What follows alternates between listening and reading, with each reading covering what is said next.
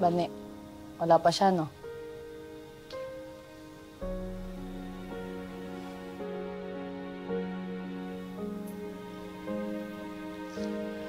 Ay, naku. Alam ko naman kung sino yung naantay mo.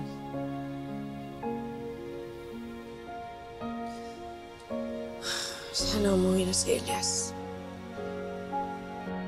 Sabi ko na nga ba eh.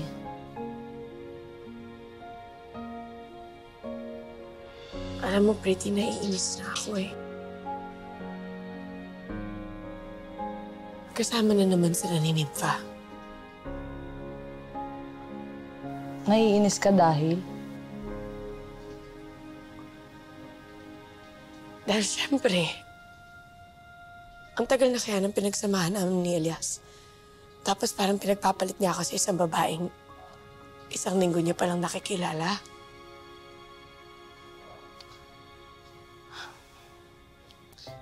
Alam mo ba, normal lang naman yung ano eh. Yung may selusan factor kapag magkarelasyon kayo. Ganun talaga. Pero ang tanong, Bani,